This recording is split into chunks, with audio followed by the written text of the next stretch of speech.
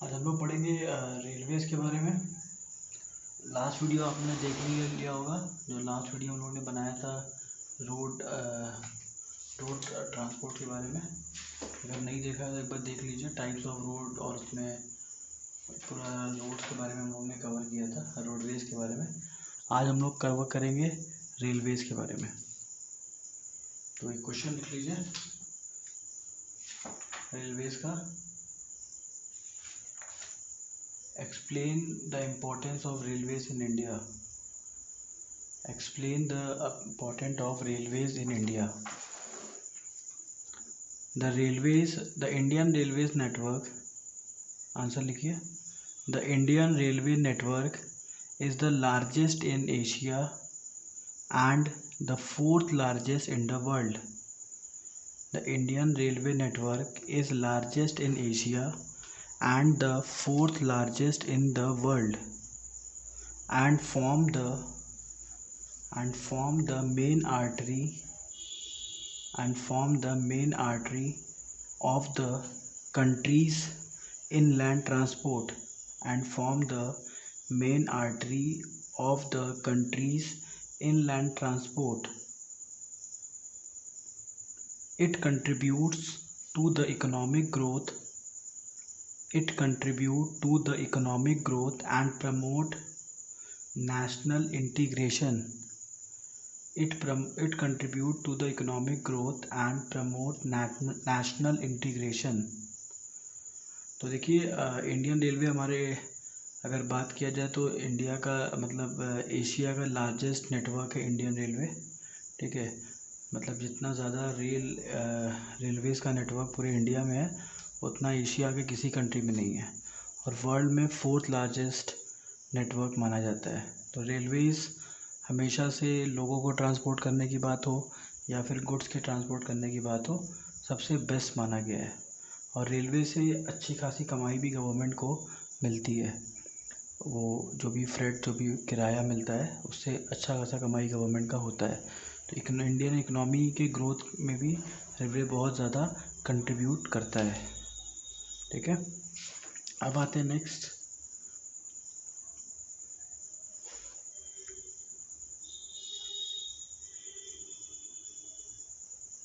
How many gauges, GAUGES, how many gauges are there in Indian railway? How many gauges are there in Indian railway? Answer लिखिए। There are 3 gauges in Indian railway. Point number first, broad gauges, BROAD, broad gauges, GAUGE। Second, metre gauge, GAUGE, metre, METRE, metre gauge. Point number third, narrow gauge, NARROW, narrow gauge. ठीक है, तो ये अब हो गया gag के बारे में। अब गैग के बारे में हम लोग सेपरेट तरीके से क्वेश्चन लिखेंगे। ठीक है, write a short note on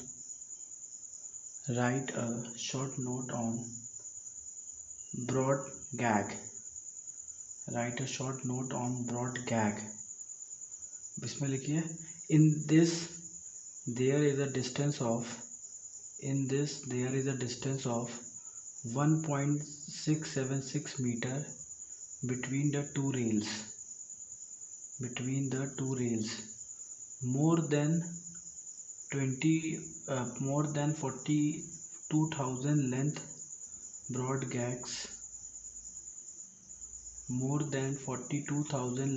broad gags, it link the major cities। तो ब्रॉड गैग्स होता क्या है? जो दो रेलवे के बीच में जो एक गैप होता है उसको गैग्स कहते हैं। ठीक है, तो जो हमारा ब्रॉड गैग्स है, वो जो गैप होता है वो 1.676 मीटर्स का होता है। मतलब एक रेलवे राइट साइड से जा रही है, एक रेलवे लेफ्ट साइड से जा रही है, जो बीच में जगह जो बचता है उसको ब्रॉड गैग्स, वो गैग्स बोलते हैं। तो गैग्स हमारे पास 3 तरीके के रेलवे में देखे गए हैं। ठीक है, तो मेजर जो बड़ी बड़ी सिटीज़ हैं वहाँ पे स्पेस की दिक्कत नहीं होती, तो वहाँ पे ब्रॉड गैग्स आपको मिलेंगे। जो एकदम प्लेन एरिया है और जो बड़ी सिटीज़ हैं वहाँ पे ब्रॉड गैग्स है, जहाँ पे जगह की दिक्कत नहीं होती। उसके बाद नेक्स्ट आता है मीटर गैग। मीटर गैग में क्या होता है, लिखिए, Write a short note on meter gag. The distance between two rail is 1 meter. The distance between the two rail is 1 meter. About 14,987 kilometers. About 14,987 kilometers of the railway is 5,000 meter gag. Of railway is 5,000 meter gag. तो metre gauge के अगर बारे में देखा जाए तो metre gauge normally broad gauge से थोड़ा सा कम होता है। जैसे ब्रॉड गैग में हमने देखा कि जो डिस्टेंस होता है एक रेलवे और दूसरे रेलवे के बीच में वो होता है 1.676 मीटर, लेकिन जो मीटर गैग होता है उसमें केवल 1 मीटर की दूरी होती है एक रेलवे और दूसरे रेलवे के बीच में। ठीक है, तो इसको हम लोग बोलते हैं मीटर गैग। तो ये भी आपको नॉर्मल ऐसे एरियाज़ में मिल जाएगा जहाँ पे प्लेन्स हो या फिर हल्का फुल्का ऐसा इलाका जहाँ पे थोड़ा सा जगह की प्रॉब्लम हो, तो वहाँ पे आपको मीटर गैग मिलेगा। नेक्स्ट लिखिए, right a short note on narrow gag. अब देखिए जो नैरो गैग है सबसे कम डिस्टेंस वाला ये होता है। ठीक है, और ये ज़्यादातर आपको हिली एरियाज़ में ही मिलेगा जो कि बहुत कम है इंडिया में। ठीक है, this is confined mainly to the hilly area. Narrow gag, this is confined mainly to the hilly area. About 3700 km belongs to this types. Example 1800 km 2016 कालका टू शिमला, सिंगरौली टू दार्जिलिंग। अब देखिए इसमें जो भी आपको जगह बताया जा रहा है, जैसे कालका टू शिमला बताया जा रहा है, तो ये शिमला क्या है, एक तरीके से हिली एरिया हो गया, दार्जिलिंग हो गया, ये भी हिली एरिया हो गया। ये 1 मीटर से थोड़ा सा कम जगह होता है। ठीक है, इसमें एग्जैक्ट फिगर तो नहीं बताया, लेकिन ये 1 मीटर से थोड़ा सा आपको कम जगह मिलेगा। तो गवर्नमेंट ने नैरो गैग बनाना मजबूरी है, क्योंकि हिली एरिया में जहाँ तक रेलवे जा सकता है वहाँ तक गवर्नमेंट ने पहुँचाया है, लेकिन यहाँ पे हम लोग इसको नैरो गैग इसलिए यूज़ करते हैं क्योंकि सबसे कम गैप यहाँ पे एक रेलवे और दूसरे रेलवे में होता है। तो क्लियर हो गया, 3 तरीके के गैग के बारे में हमने पढ़ा, ब्रॉड, मीटर और नैरो। ब्रॉड का आपको याद रखना है 1.67, और जो मीटर होता है 1 मीटर का पूरा होता है, और जो नैरो होता है, नैरो 1 मीटर से कम होता है, और ये आपको हिली एरिया में मिलता है। तो इस तरीके से आप याद रखेंगे क्योंकि 2 मार्क्स में ऐसे क्वेश्चंस पूछे जा सकते हैं। क्लियर है? नेक्स्ट लिखिए, explain the advantage and disadvantage of railway. Explain the advantage and disadvantage of railway. अब लिखिए, the advantage of railway are, the advantage of railway are main mode of transportation for freight and passenger. Point number first, main mode of transportation for freight and passenger. Point number second, railway has help in developing tourism in India. Railway has helped in developing tourism in India. Point number third, it has helped in development of industry and agriculture. It has helped in development of industry and agriculture. तो आइए advantage समझते हैं क्या क्या advantage है। तो पहला क्या है, main mode of transport freight और पैसेंजर। मैंने आपको बताया सबसे सस्ता ट्रांसपोर्ट रेलवे होता है।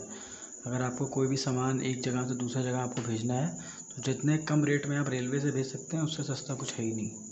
ठीक है, तो फ्रेट के मामले में भी और पैसेंजर के मामले में भी अगर आपको भी कहीं से ट्रैवल करना है तो रेलवे से सस्ता आपको कोई ट्रैवल करने का ऑप्शन है ही नहीं। ठीक है, सबसे सस्ता ट्रांसपोर्ट माना जाता है रेलवे। और उसके बाद railway has help in developing tourism in India. Railway के वजह से इंडिया में टूरिज़्म बहुत डेवलप हुआ है, क्योंकि अब भाई टूरिस्ट आते हैं, इनको अलग अलग जगहों पे जाना होता है, तो रेलवे से वो ईज़िली ट्रैवल कर लेते हैं और कहाँ बहुत ही कम प्राइस पे। उसके बाद it helped in the development of industry and agriculture. तो इंडस्ट्री और एग्रीकल्चर को भी डेवलप करने में बहुत मदद किया रेलवे ने। इंडस्ट्री भी मतलब रेलवे की वजह से बहुत सारी नई नई इंडस्ट्रीज भी लगी। ठीक है, और उनका डेवलपमेंट भी हुआ, क्योंकि देखिए इंडस्ट्री के लिए क्या चाहिए, रॉ मटेरियल चाहिए, तो सारा कुछ रेलवे बहुत ही सस्ते में ट्रांसपोर्टेशन अवेलेबल करा देता है। तो अगर आप रेलवे से कोई भी रॉ मटेरियल मंगाते हैं तो वो आपको सस्ता पड़ता है, और सस्ता पड़ेगा तभी तो आप उसको सेल कर पाएंगे आगे।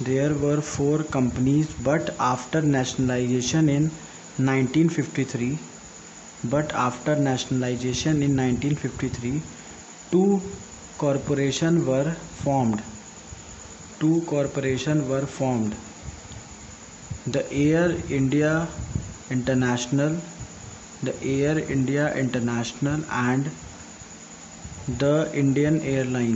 and the Indian Airlines.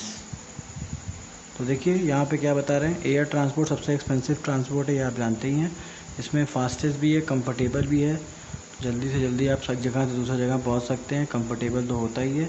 और यहाँ पे बता रहा है कि पार्टीशन के टाइम में जब इंडिया और पाकिस्तान डिवाइड हुआ था, उस कंडीशन पे उस टाइम पे 4 कंपनियाँ थी जो कि एयर ट्रांसपोर्ट को मैनेज करती थी। बाद में 1953 में जब नेशनलाइजेशन हुआ तो उस समय उन 4 कंपनीज़ को 2 कंपनी बना दिया गया।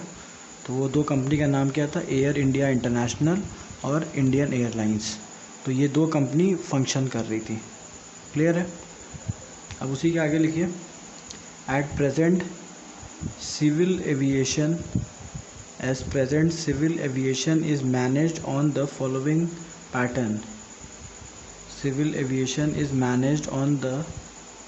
पैटर्न। अब हम लोग पढ़ेंगे इस समय क्या सिचुएशन है, कैसे कैसे हम सारे जो सिविल एविएशंस हैं, मतलब एयर ट्रांसपोर्ट को कौन कौन सी कंपनी मैनेज करती है। तो पॉइंट नंबर फर्स्ट लिखिए, एयर इंडिया। अब एयर इंडिया के बारे में लिखते हैं। एयर इंडिया ये अलग से 2 मार्क्स का भी आ सकता है, ठीक है। तो इतना मैं लिखवाऊँगा कि आपको 2 मार्क्स का उसमें कवर हो जाएगा, ठीक है। तो उसमें लिखिए, air India operates from international airport. Air India operates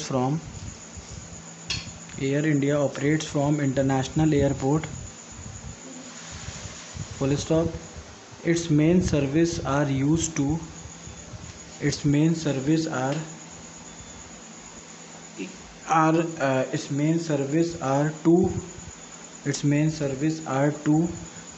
USA, Canada, Europe, Russia, gulf etcetera.